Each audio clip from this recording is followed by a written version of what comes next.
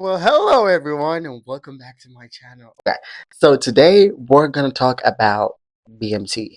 This is a special video I'm doing about BMT because a lot happened in BMT, and I feel like I need to talk about them, right? And I need to point some things out. And mind you, these are not the opinions or the ideologies of the Air Force. This is my personal ideas, and this is my personal experience. And I'm not trying to disdain the Air Force or anything, but this is like my point of view.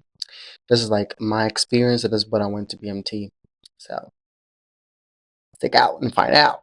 So let's break it down. Like when you go to BMT, right? Now, I'm gonna start from the top. 7 weeks and a half. So the half is the 0 week, and then you have 7 weeks, and every week is like a milestone, like in your Air Force career. No, in your BMT career. Yeah, I don't know, but as of when I went to BMT at February 11th, 2025. I woke up early at 3 o'clock, and me and my mom, we found ourselves a ride to the airport, and then we met some other girl that I was supposed to go with. Um, and then she had, she had flown out of the United States before. She had flown within the United States before. I, on the other hand, have not done that alone. At that time, I was 17, so like I was scared going to the airport alone with her. I mean, I heard her, so like I felt like it's not gonna be that bad, but I was still scared because I haven't left home by myself. But I did, and I met her, and then she was actually a good help. Like I left my mom. She bought me watermelon, but I had to throw the watermelon away because I can't take the watermelon on the plane. And then I found the girl that I was supposed to go with. Fast forward, we got to Texas. From New Jersey at that time. It was February, so it was winter. I had my puffy coat with me when I got to Texas. I was like, oh hell no! It was a blazing sun. And the people be talking about Texas weather is bipolar. I actually felt how bipolar it was when I got there. Like, tell me why when I got there, it was hot as hell. And in that night, when they took us to the base, and then we were going to the dorms, tell me why the hell it was all of a sudden cold again whilst it was hot in the afternoon, and then it got crazy freezing cold in the night, and then in the morning it was fucking cold until like what?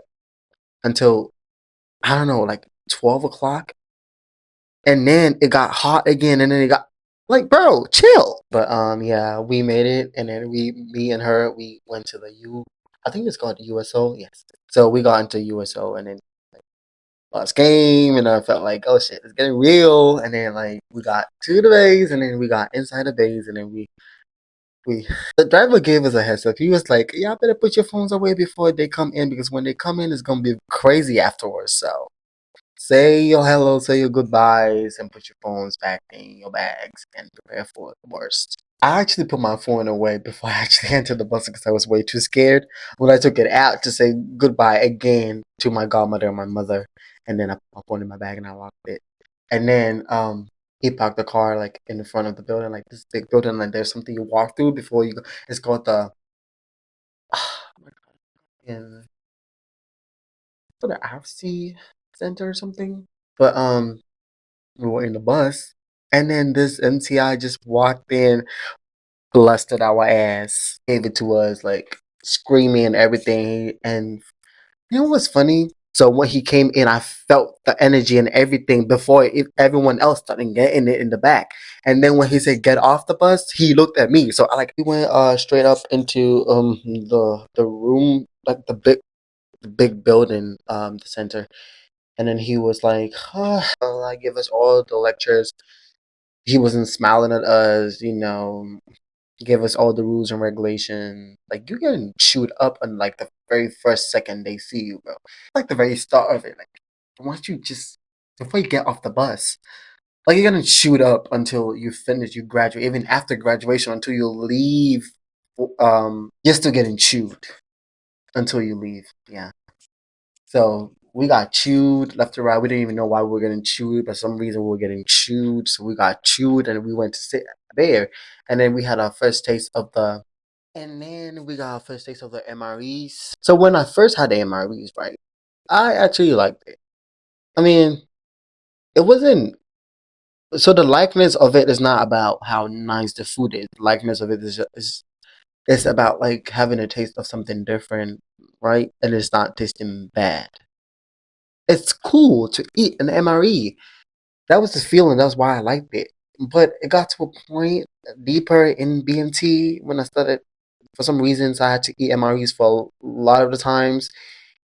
It got worse. It got overbearing. It got. I don't like it no more.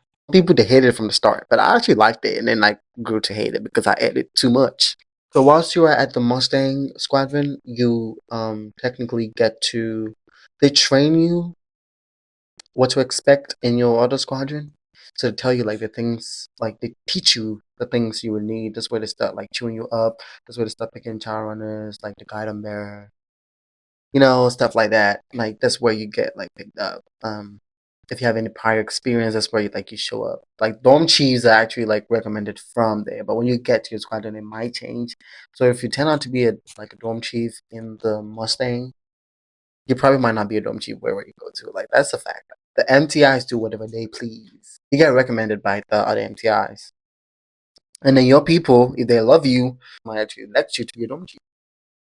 I actually personally would not know anyone that would volunteer themselves for such work.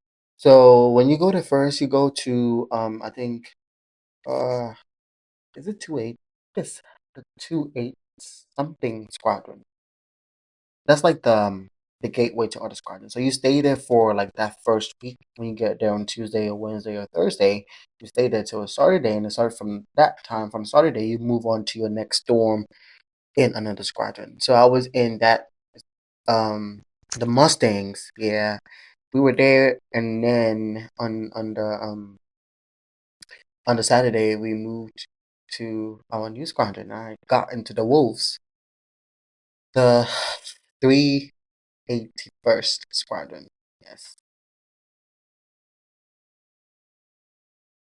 And the first week is the week they teach you everything that you need to know. Is the week that they actually start like more processes. And if you're doing the naturalization process, that is the same week that you actually I'm gonna actually do a video on the naturalization process thing. So the first week is when, a lot of things start. And they give you like graces because they know that you're new. Even though they expect you to do like better and have a little bit of discipline. Like that first week in your new squadron, like that's what we call week one. That is when like you actually get to like do stuff, like you know more stuff.